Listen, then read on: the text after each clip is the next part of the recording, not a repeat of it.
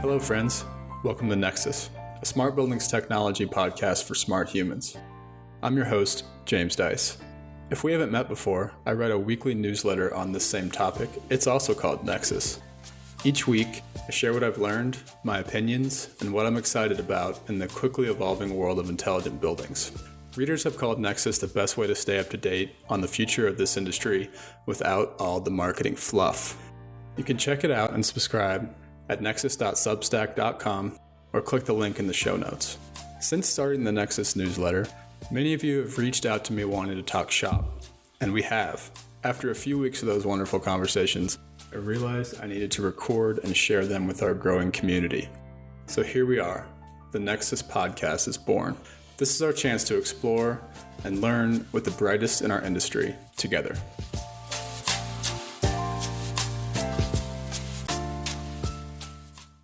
Episode 33 is a conversation with Ping Yao, CEO and co-founder of Optigo Networks. This episode is the second foray into networking that we've done on the podcast, and similar to the first one with Joe Gaspardone, I'm not afraid to hide my ignorance or where I'm at on the learning curve here.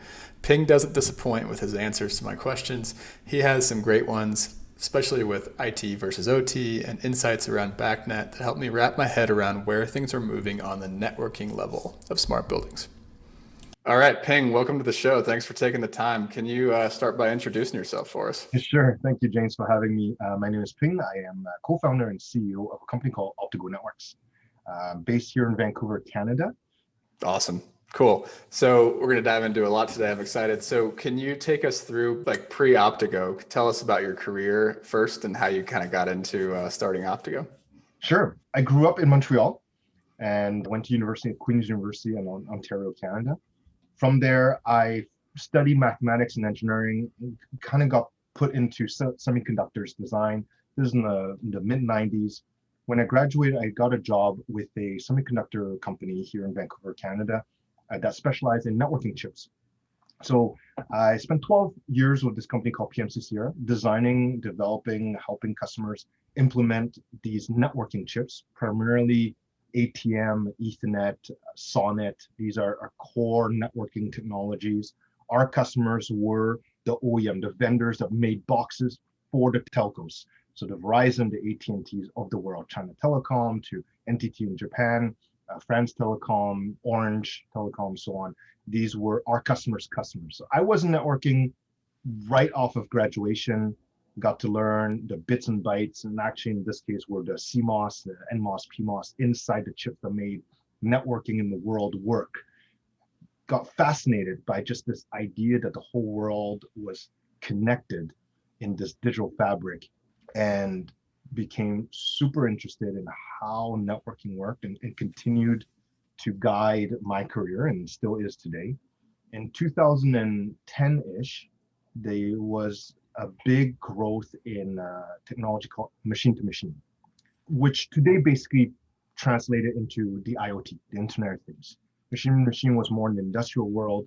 The idea of machines being connected instead of people became a fascination. The idea that instead of connecting 7 billion people, perhaps everyone may one day get an iPad and a cell phone and a computer, that maybe 3 devices, to this idea that everything, whether it's a dumb thing or a smart thing, might be connected, fascinated me. And so I kind of got bit by a bug, developed this idea in my head of a smarter networking solution, spoke to a few experts, and in particular, one gentleman, his name is Anton Hoffman.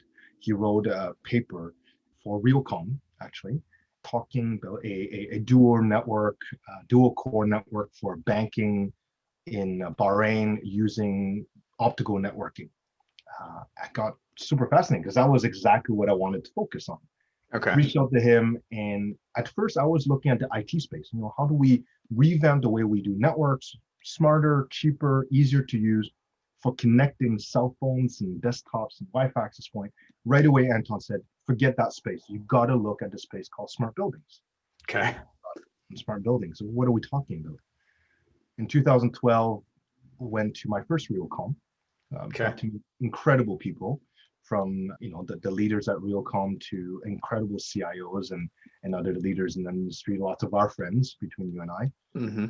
And the moment I saw what smart building was, realizing that every light, every door, every floor panel, every wall could be connected one day to make the space where we spend 80-90% of our time inside a conditioned space smarter, better, just completely changed my view of my world, but particularly of networking.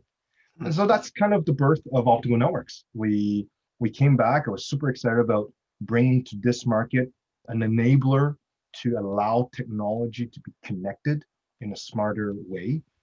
And again, that's basically the foundation of where Optigo became a reality. So Anton had already started a company and you reached out and said, I want to learn more about this. And he said, focus on this. And you just joined him at that moment?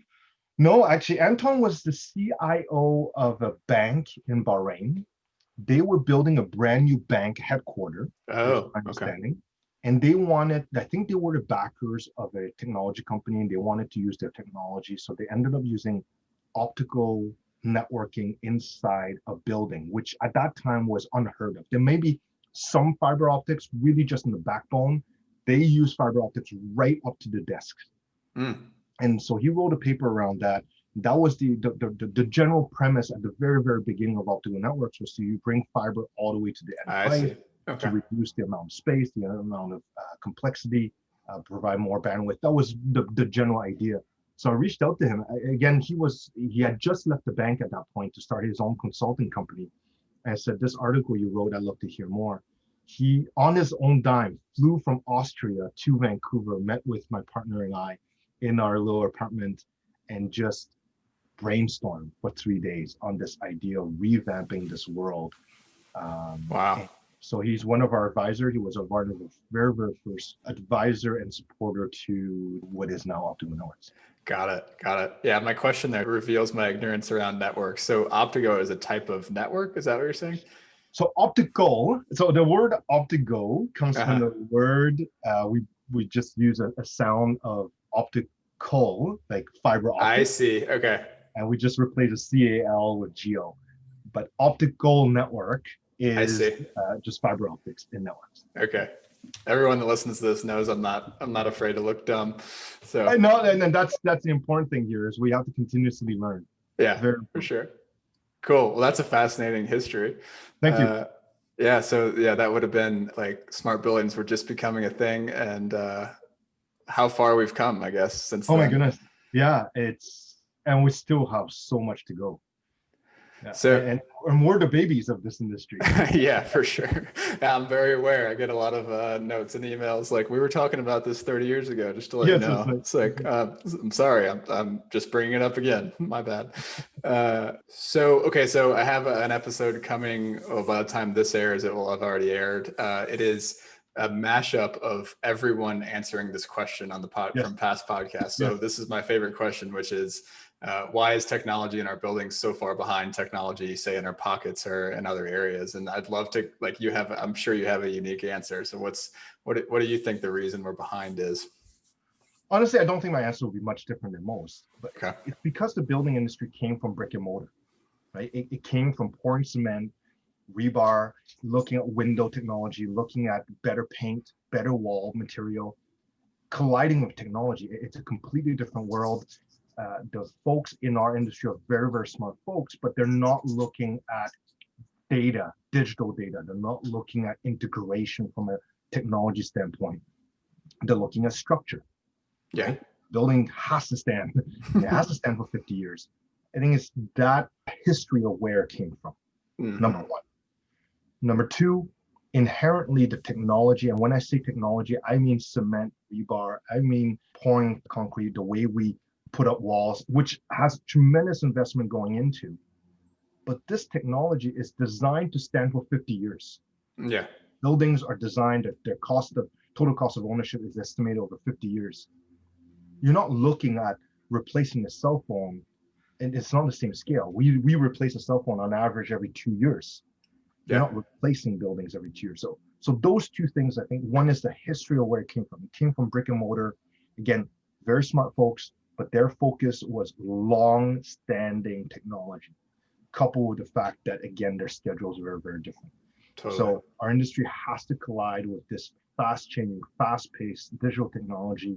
You think that the iPhone is really not that old if you think in the scale of history, but the way we put up Windows, again, there's a lot of innovation there, but not to the same pace as digital technology. Totally. Yeah. Love that answer. Cool. So let's dive into Optigo a little bit more. I want to understand, you dove into this space and so first of all, it's a networking technology. You guys are solving networking problems. That's about all I know at this point. Can you kind of paint the picture though of what is the average building owner's building network look like? And how do you guys then help with that situation? Okay, yeah. So we'll start with the average building network. Again, there are exceptions. There's a lot of amazing building owners. One of our director is Jim at Boston Properties. They've done designs and buildings very, very advanced for many, many years. But he's an exception. He's the gold standard, the gold star of the industry. Most of our customers, in our case, we work with consultants and system integrators to put together systems. So their customers, the building owners, goes everything from duct taping a switch that they bought at the corner store with wires hanging with a zap strap to structured network, well designed with IT coming in and sometimes over designed, right? They spend $100,000 connecting a building automation system that is worth $200,000, right? So everything in between is extremely fragmented. And again, we have to keep in mind that in our case, the technology in buildings, when I'm talking about technology, I'm talking digital technology, it's not new. DDC, one of the D stands for digital, but IP-based technology is relatively new. Right? We talk. I'm sure you have lots of guests that come in and say there are servers that are running on Windows 95, Windows 98, right? Yeah. That's the history.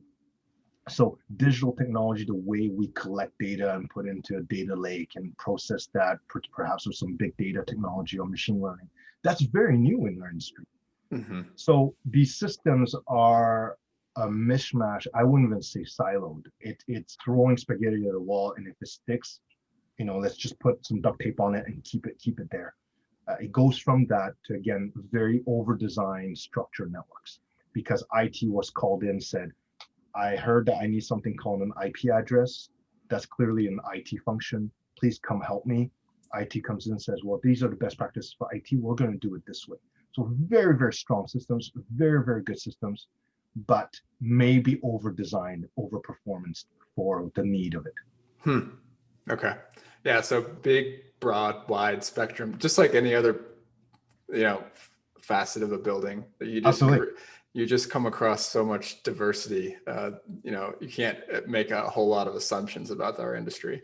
That's right. Yeah. So I want to just hit this theme real quick. And in my course, we spent at least half a week on this. And so I'm not an expert in it. I just know the basics, but we're talking about two separate sort of dichotomies here. So there's the IT and the OT. Can you kind of explain, just do a quick introduction on what people mean when they say IT versus OT, and in that big spectrum, that mess where we're at right now, where does that fit in? And I guess what I'm thinking about is, like you just said, digital's been around a long time, right? So digital on the OT side has been around forever. And then what you just said was connecting it to the IT network, giving it an IP address. That's the newish part, right?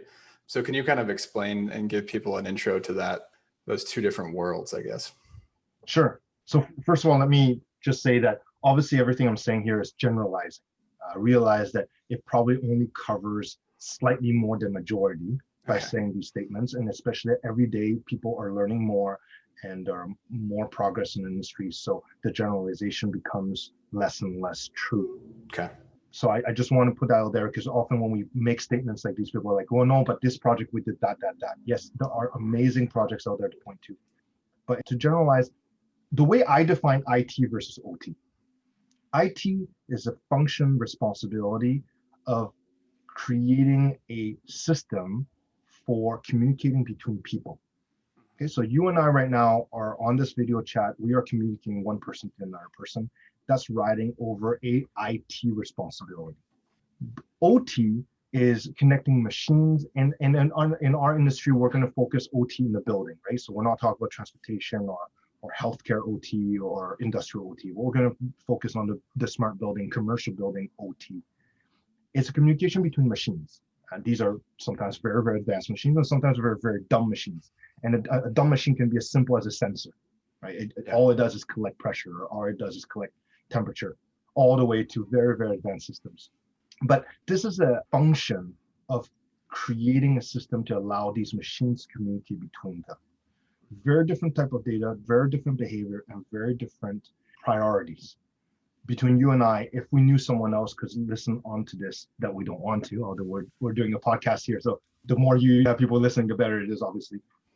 We don't want that. We don't want facial recognition to be done without our permission. We don't want our credit card information to be stolen, but used without our permission. So security, privacy has quickly risen to be one of the top priority of IT functions, followed by performance, right? Now, keep in mind, one quick note I want everyone to understand is that when we talk about performance in general for IT usage, when I'm browsing the internet, when I'm looking at an email, when we are talking on telephone or video, the human mind allows some jitter and some lack of performance. If there's a slight delay between you and I right now, our brain wouldn't be able to catch that. In the machine world, machine runs in microseconds. So delays may not be as tolerable. Now, in some cases, it is very tolerable. So very, very different functions. But to come back to your question, IT to me is a way of connecting and exchanging information between people. OT, and to be more exact, operational technology is all the technology around it. But I'm going to focus on the communication aspect of OT is connecting and allowing the exchange of data between machines. Got it. So this is fun because when we talk about smart buildings, just like as a whole, right, there are machine-to-machine use cases, right? Yes. Collect data from the HVAC system, run analytics, maybe even do some sort of cool new control sequence. That can all be machine-to-machine. That's right. But then when we talk about other use cases for smart buildings, there are like people-related use cases. Engage an occupant, get their feedback, do this other thing, and do this other thing over here, right? So we're kind of blurring the lines already just with our use cases in that definition. And so how are you seeing the lines blurring, I guess? And is that a correct assumption that they are blurring, I guess? Oh, very much so. Okay. The easy case is I'm a facility manager. I want to be able to change the programming. I go into a computer. I'm a human interacting with a machine. Is that IT crossing over OT? In my definition, the answer is no, because I'm still an OT function. My responsibility is still on the OT side. So I'm interacting between OT and OT. That case is relatively easy to deal with. I'm inside a control room, I'm inside of a boiler room, and I need to interact with machines. The cases where it starts to blur a lot is when we start bringing that information into kind of the finance world, into the business world. So if I'm a CFO of a building owner and I want to be able to bring up my energy consumption real time, be able to see where I have a leakage, where I have optimization. Now, clearly this person is not an OT responsibility function. Now it's crossing from IT to OT, IT to OT, bringing data back in. When there's optimization that goes between your calendar and building automation system, that's crossing over for sure. So there's a lot of blurring of lines, a lot. But at the same time, that's really no different than saying, my internet is not working well. Is that my problem or is that my telco's problem? Right? So blur of lines is just a normal function when systems get more and more complex. And more connected, at different levels, for sure. Yeah. All right, so we're mixing the industry trends with your path, but so your path was, you said, I'm going to start Optigo. Take us through what you guys started with and kind of where you are today as far as the services you're offering. Sure. When we sat down in 2012, we had this dream. Our dream was to create this networking infrastructure for the smart building that would not only create a tunnel or conduit between point A and point B, That's relatively easy. That's already done. You can walk into a corner store or your best electronics store and buy a switch for $15 and be able to connect point A to point B. That was easy. But we wanted to provide first that infrastructure that allows people to communicate. But second is we realized that, again, remembering what I said, the thing that attracted me to this industry was the idea that everything could be connected. So now we're talking about going to a building of modest size and connecting 5,000 devices. Well, if your infrastructure is very, very dumb, it's just a bunch of roads with no lights, no traffic signs, you're guaranteed to have problems. Same idea in IP networking, in digital networking. If you don't manage how data is exchanged and that be able to see when there's collisions, see when there's problems, be able to block things off, you are bound to have problems. Coming back to the road idea, if you have a road built for 10 houses, you probably don't need stop signs, you don't need traffic lights, you don't need yield signs. When you're building a city with millions of cars, now you need all this management. Exact same idea. So we wanted to create an infrastructure not only that allowed the communication, but allowed to manage the quality of the system. Okay. The third layer that we wanted to do is when you have a system with 5,000 devices, and by the way, 5,000 is not that much anymore today, but 5,000 connected devices, the likelihood of having a mistake, having a problem is very high, whether it's a cyber hack or just a human error, right? I put the decimal point at the wrong place. I copy and paste a code and I typed it wrong. You're bound to have mistakes.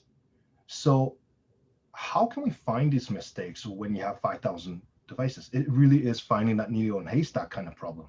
Because the infrastructure is the one thing that's common to this connected system, whether it's lighting system or building automation, climate system or indoor positioning, it's all riding on this network infrastructure. So we thought, let's provide a network that can connect everything. That's the primary function. Two is let's make sure we can direct the traffic so that it's working right. And third is being able to see when something is not going right. So that was kind of a vision. And I can let you in. Long-term vision is we want to kind of close the loop and we want to auto-tune. Find a problem and we can already control it.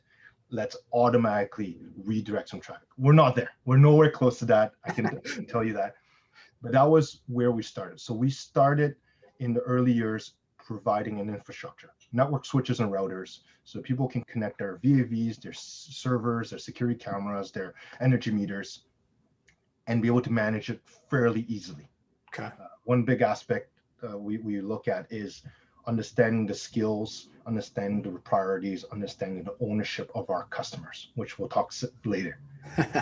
And then we layered on top network analytics on top of networks to identify problems. Got it. Okay, cool. So this is fun because a lot of people that follow this podcast are not IT people, including me. So when you say network switches and routers, I don't think there's like a lot of people that fully understand what that means. They might act like it, but what is a router and a switch? And then how are those different than what like Cisco sells on the IT side? Yeah, they're not different. A switch is a switch, a router is a router. You can buy switches for $12, I'm not kidding you, all the way to $10,000. The $12 switch might have 5 ports and your $10,000 switch might only have 24 ports. So the reason why you go from a $12 to a $10,000 is not because of the number of ports or even the performance, by the way. So a switch is a switch, and I'll explain what that is, and a router is a router. A switch, we're going to continue on the road idea. Okay. You can think of a switch being the roads that connect the US. You could right now go in the car and go anywhere in the US. With no border check, with no restriction. A switch or network of switch, a series of switches, creates an unrestricted network, basically. Okay. I'll come back to that. A router is basically our borders. So I'm in Vancouver, Canada, you're in the US. If you want to come over, you have to go through a checkpoint. The border, you check your passport, and yes, you're allowed in. That's basically what a router, the difference between router and switch is, roughly speaking. Okay. The example may be closer to a firewall, but roughly speaking, we can think of that. So switches, you can do a lot with just switches. But without switches, it means you create this unrestricted network. And if your system has 5,000 devices, then an unrestricted 5,000 device network might be a little too chatty. It might be too busy. Got it. Yeah. Okay. All right. So where are you at today? So you talked about those three levels. Are those the three levels that you're sort of bringing to market today as? It is. It Okay. is. And I want to touch on one point that you mentioned, because a lot of your listeners they understand enough about IT to apply what they need to do from the OT side, from building Yeah. automation, security, or energy, or whatever it is, using IT to do it. Just like a lot of us understand a little bit of programming to be able to program our TV remote, or maybe doing a little bit of basic IFTTT. Mm-hmm.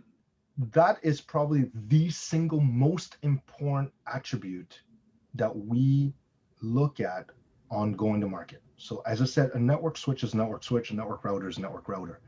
But we understand that our users, the majority of the cases, are building professionals, are operational technology professionals.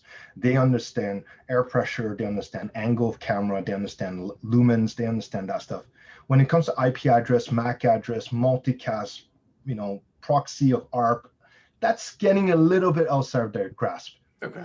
So what we want to do is we want to provide them a solution that they can use to create a scalable, secure network infrastructure at their level of knowledge and skills and meeting their requirements. So let me expand on that.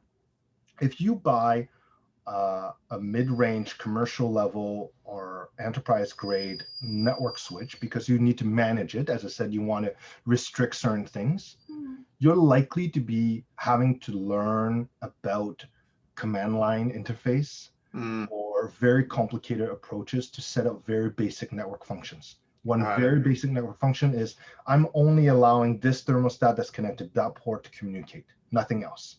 That simple function sometimes can be applied using something we call MAC filtering, not important.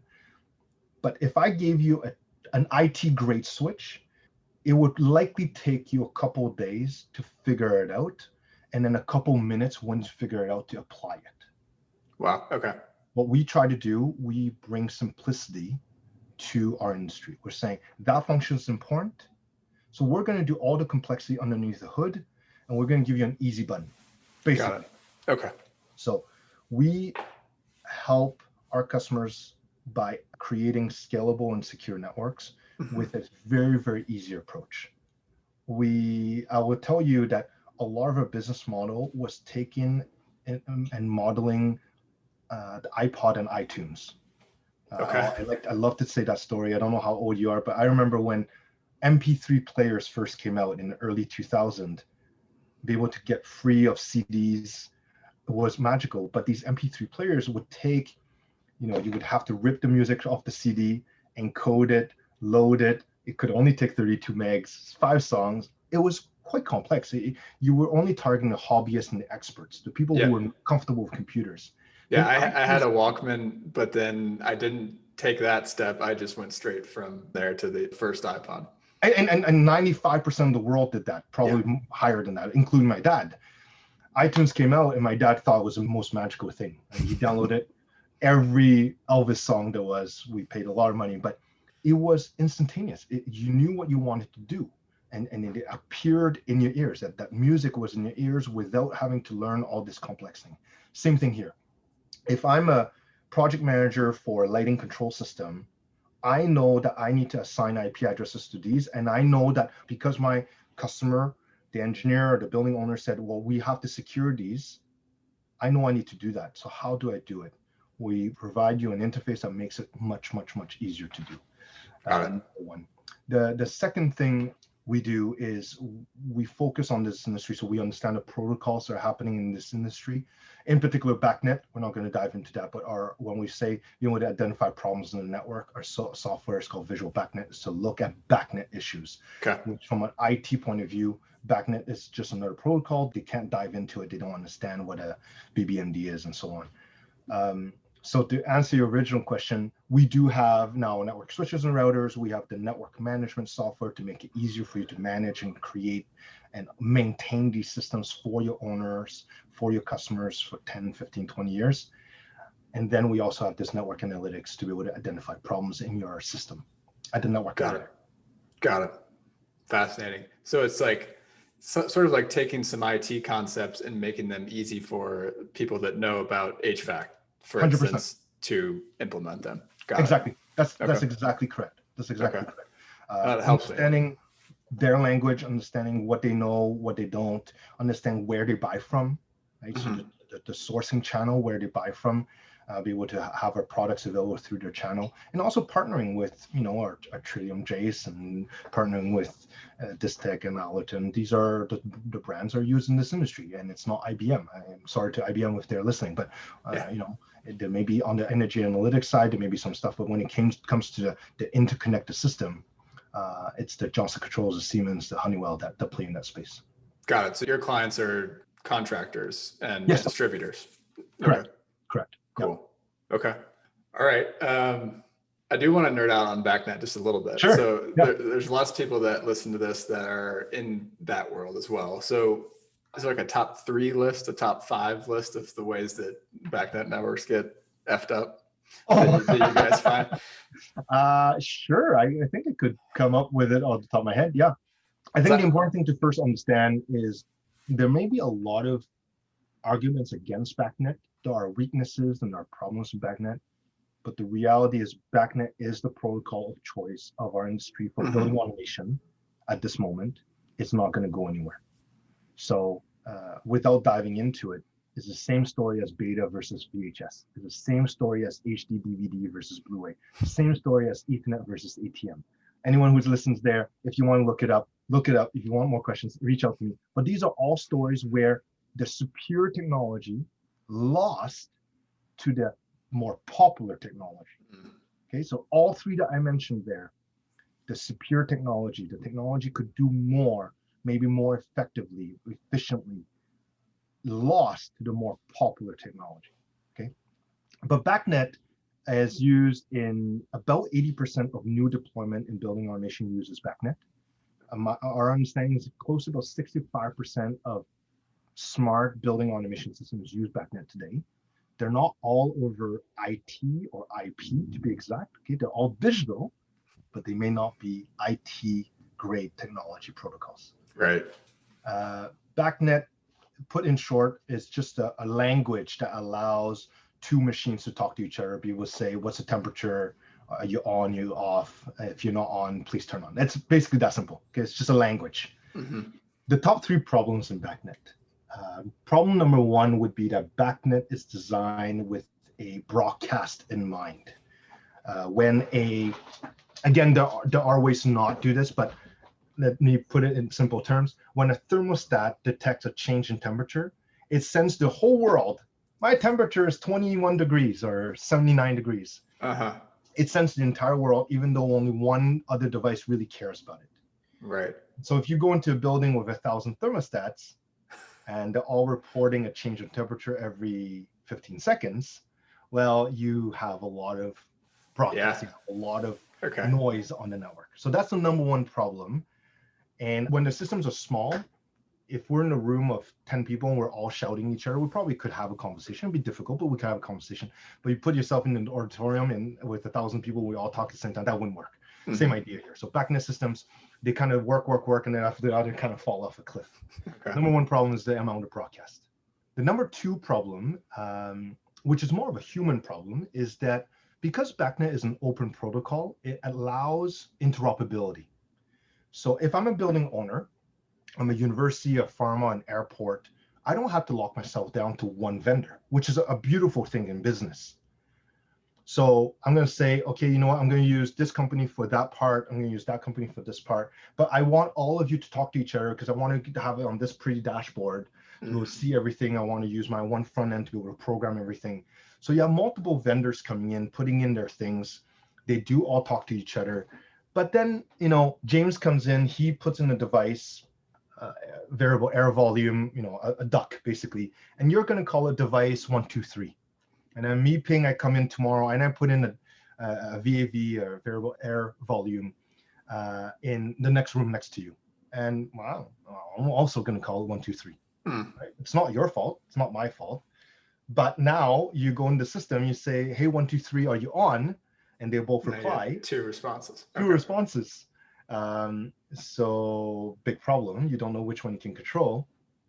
That's what we call a conflict in ID, a conflict in address. Okay. That's a common problem, and it can cause serious problem in your system that are very, very hard to find. Because if you leave and I leave, now what? Right? Okay. Because we say, who is 123, your software is going to report the last person that replied. Oh, okay. So you might not even realize you might not even know. Yeah. Mm-hmm. The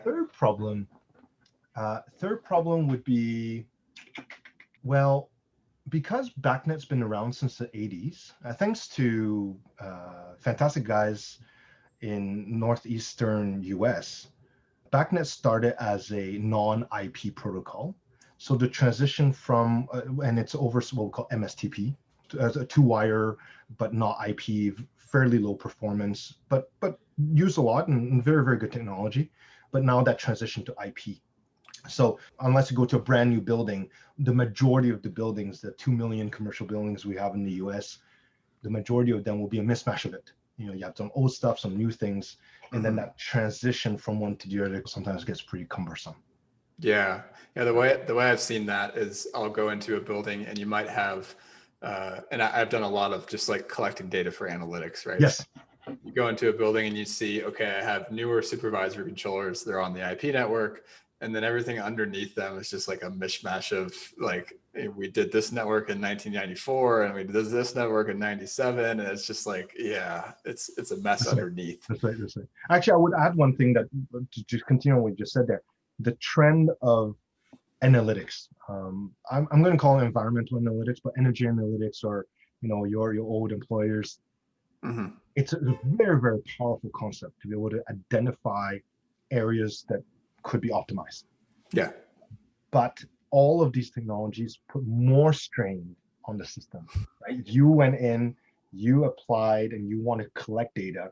The system was maybe already hanging by a thread, but it was hanging by a thread, so therefore it was working. Yeah. And then now you add, 10 polls per second, and the whole thing goes down to the drain, right? Yeah. So these old systems where they layer on top new technology, and the old foundation can't handle it. Very common. Absolutely. Yeah, and I've had a lot of BAS contractors like hear what I want to do, right? I think a lot of people that do analytics could sympathize with this, and they just like trash the project immediately. Yes. Like you're going to bring down the network, right? And so how do you guys see that show up, and how do you sort of handle it when you're involved? I don't want this to turn it into a sales pitch.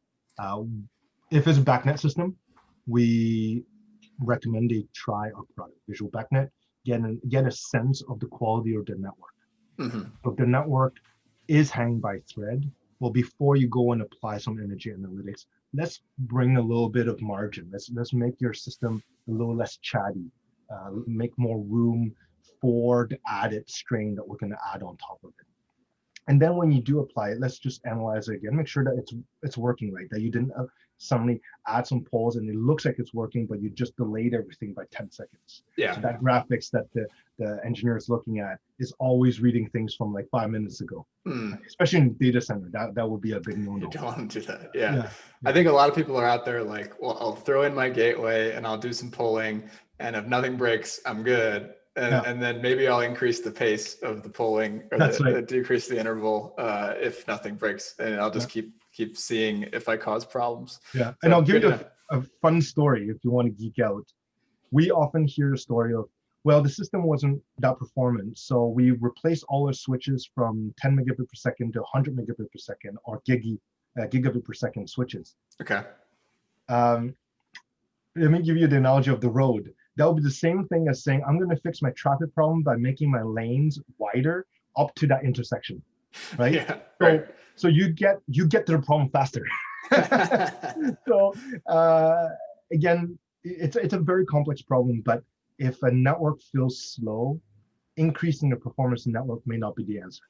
Okay. It's the same thing as saying, my traffic is really bad on my roads. I'm just going to widen my roads up to the traffic light. So you're just going to get to the traffic light faster. And sit there. Less time to get there, but you're still going to wait just as long. So it's not. That's like the people that like to tailgate when like the light is red. right yeah, in front yeah. of you. And That's right. you're like, why are we going to hurry up to this red light? That's right. Help me understand this. Cool. All right. That helps me understand kind of what's going on. I always like to ask these questions to figure out like what's going on out there generally. Nice. And it's super helpful. Yeah. So now that we've painted this context and Yes. like the world you guys play, like talk a little bit more about the IT versus OT and how they're kind of blending together. And the reason I want to bring this up is because, just full disclosure for everyone, Matt Schwartz and I did this series of interviews about the building automation system world, right? And you guys had emailed and reached out and said, hey, I want to offer just a little bit different perspective on some of the IT pieces. And so I want to give you a chance to kind of like give your opinion around this. But basically Matt's sentiment was, hey, like we have this IT team, let's just basically, I'm paraphrasing, throw all the networking related stuff onto them. It's their responsibility. Let them handle, let them manage it, let them decide how we're going to do things. And what I think what he's painting the picture of, right, is now that we have all these connected devices, they're all coming onto the IP network at some level. Why don't we just hand the responsibility over to the people that already are working at the IP level in this building? Or he's literally talking about the portfolio level too. So these centralized IT groups, right, that are like, let's just hand it over to them, I think.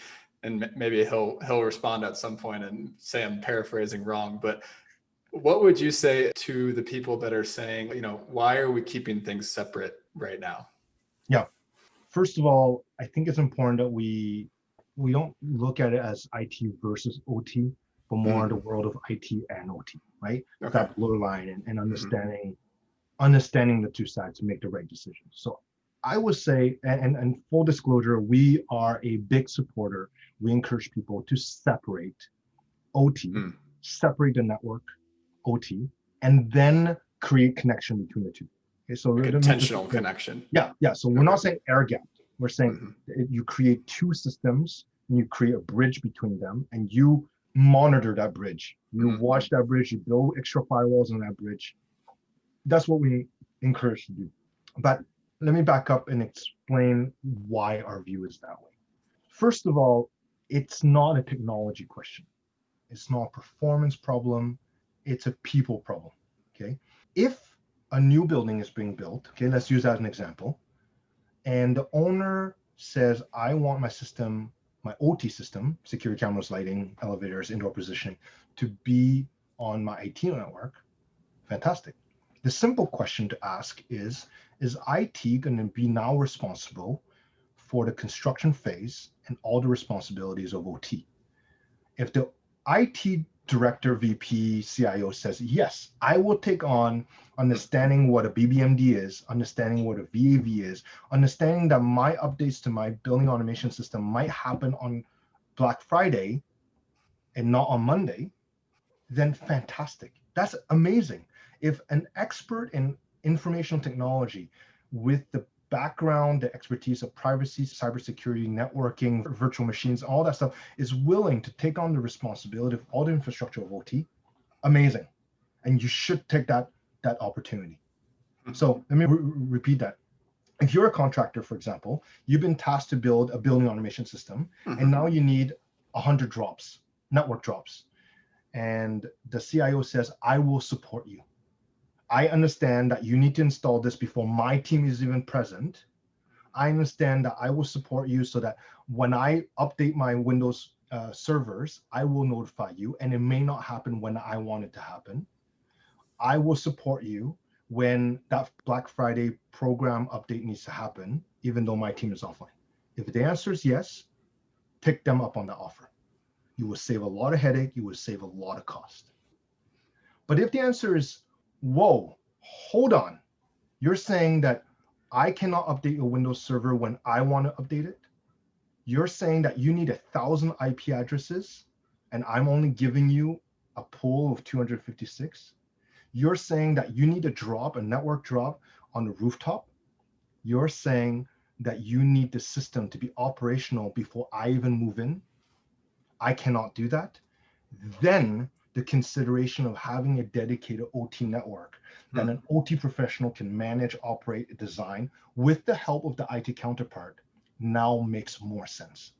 So it is a people problem. It's a people challenge. If the people responsible for the system fall and work over OT side, amazing. If the IT professionals cannot take on that responsibility and accountability, then you should look at either bringing expertise from the IT side, dedicate it to the OT professionals, OT function, or growing that knowledge within the OT function. This is an area where I feel like we're trying to make a little bit of a, like, people want to make blanket generalizations, but each building's different. So you go into the guts of a building, they're all different. Each organization that manages those different buildings they're all different, right? So yeah, that makes a ton of sense. And if I can continue, I will also say we came up with this argument 7-8 years ago. It was a tough argument to present. Okay. We lost a lot of battles. What argument do you mean? To separate OT from IT. There were many cases where they said, you know what, we're going to converge, IT will take care of it. And I can tell you factually that a lot of projects in the last 5 years, now that they're up and running, now that they went through that journey, realize the next time, you know what, I'm going to get an IT guy or gal to work with the OT professionals to get them what they need. But it's an OT function now. It's an operational technology function. So I can tell you factually that in the last 2-3 years, we have heard a lot of evidence of organizations that went from one and now going to the other, because the pain point was so high that they're shifting the way they're doing it, including IT groups that are saying, you know what, let's separate the two. We're still responsible for the tunnel, for that pipe, for that firewall, but you put in the network that you need. If you need a drop in the rooftop, you bring it there. Okay, I see. But they're going to then run all that through their other processes. That's right. Yeah. So they can still choke everything. They can still do all their cybersecurity assessments from there, but it's one place to choke, as opposed to this big web that everything goes in and out. Interesting. Yeah. Cool. I'm just like noticing these like different opinions, and this is a good education for me, is to understand like the basics. And then I can understand the different perspectives. So that's kind of the road I'm on. So yeah. Cool. Anything else there? A lot, but I think that's enough for now. No, I think that's good. That's great. Cool. So I did want to ask you about, so right now, what we have in the state of the art with buildings, right, is that we have all these different silos. Yes. HVAC, lighting, access control, elevators. And what we have as a smart building right now is like, we have smart silos, essentially, right? So we're getting smarter in each of our silos, and the smartest of the smart buildings are then thinking about, okay, are there use cases for technology that start to connect silos together, right? So should we connect HVAC and lighting? Like you said, should we connect my calendar with the conference room booking system with the HVAC system, like that type of thing? And so from a networking standpoint, this is something that I don't understand. How should that be implemented when we start to think about connecting silos together? Yeah, there are a lot of silos right now. It is getting much better. In general, at the networking layer, there are almost no silos anymore. And if there are silos, they are designed to be that way. Okay. I want an IT silo. I want a security and surveillance silo. And then I'll put everything else operational on a different silo. That's a decision that they make for, again, responsibility, ownership, and cybersecurity sake most of the time. Okay. I want to say that, again, it's not a technology thing, it's a decision thing. I think coming back to the theme of this part here, you're asking about trends. Probably the biggest trend we've seen in the last 4 or 5 years is this emergence of what people call MSIs, Master System Integrators. Okay. I don't particularly love the name, but to me, it's a building technology consultant. A fantastic idea. Someone who can look at it from a holistic point of view and say, okay, let's not look at climate control just on its own. Let's not look at waste management just on its own. Let's not look at parking system just on its own. Holistically, as an organization, what do we want to do? And apply the technology to that. Therefore, if you do need things to communicate with each other, should we integrate at the networking layer? Should we integrate at different layers? Integrate as in flatten it out at different layers. So one of the biggest trend is using these technology experts at the smart building side Okay. right? The stuff that you're teaching, to Mhm. understand the holistic view of the technology in buildings, then making that decision on what is the correct architecture. Yeah. Because So what's the use case? And then that's after the use case, how do we implement it? that's right. That's right. Because Okay. there may be cases, for example, I'll use an example here. I'm going to put some solar panels on my campus, and the solar panel does not need to communicate with anything else. All I need is the vendor or contractor that's installing it to be able to manage it, monitor it, and maybe I want to pull in data to know that financially I'm getting the savings I'm expected. If Mhm. that's the case, bring it to the cloud and bring it back down. Mhm. So intentionally make it a different silo, because that decision is saying, you know what, I'm going to silo it, because then from a cost point of view, from a responsibility, accountability point of view, it's all in one box. I can choke one neck, right? Basically. Right. Whereas using the calendar example, if I'm going to do a lot of calendar exchange to my building automation system and always going up and down to the cloud, might be costly, number one, might have some security issues, then let's integrate at the network layer or at the database layer or Mhm. whatnot. So I'm not answering your question directly. It comes down to really understanding the business needs here. Love it. Cool.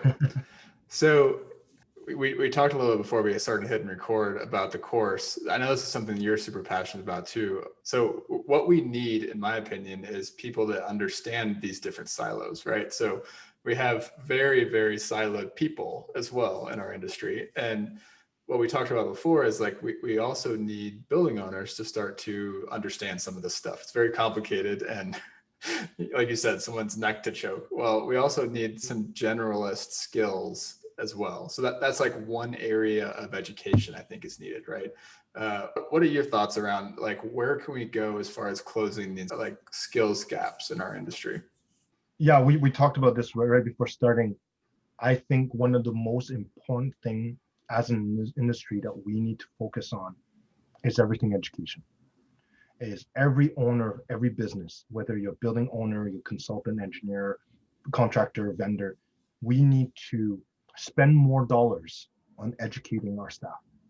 We need to allow them access to courses. We need to help them learn. We need to create some exchange programs, because it comes back to that conversation of IT and OT.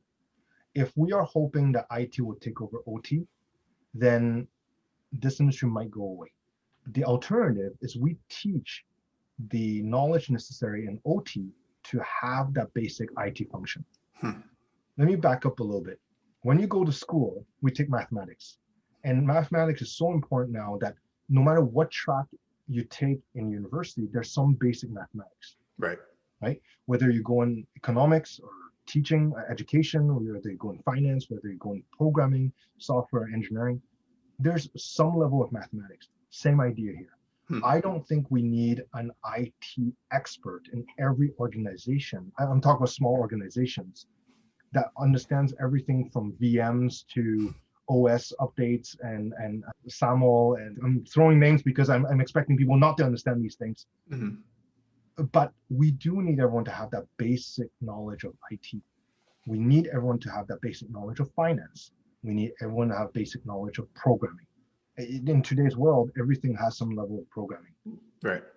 So the long story short is I think we as an industry need to spend time perhaps together to create some sort of consortium, help each other out, grow knowledge, whether it's understanding finance in smart building or understanding what a MAC address is, so that we can elevate the knowledge in this industry. There are other industries parallel that have created educational bodies. One in particular that I admire very much is called BICSI in the structural cabling side. They've done a fantastic job of creating curriculums. Okay. There's no reason why us as an industry cannot create some general curriculum without creating competition, but really opening up opportunities to help our staff, young or old, to learn more and advance our industry. Hmm. So I don't have enough time, but I'm hoping with the help of others like yourself that we can start coming together and create. And it doesn't mean that we have to start one organization that's paid and whatnot, but you teach that, I teach this, and maybe I'll exchange my staff for a month with yours so that they can learn this part and I can learn that part. Could be fantastic. Cool. Yeah, I totally agree. It's like we can't expect the silos to come down, the building to operate like we want it to without everybody kind of crossing the people gaps we have, or the people boundaries. That's right. So That's right. Yeah. Cool, Ping. Well, I appreciate coming on the show, educating me and everyone else. Thanks so much, and we'll talk soon. Thank you very much, James. Keep doing what you're doing. It's awesome. Thanks. All right, friends. Thanks for listening to this episode of the Nexus podcast. For more episodes like this and to get the weekly Nexus newsletter, please subscribe at nexus.substack.com. You can find show notes for this conversation there as well. As always, please reach out on LinkedIn with any thoughts on this episode. I'd love to hear from you. Have a great day.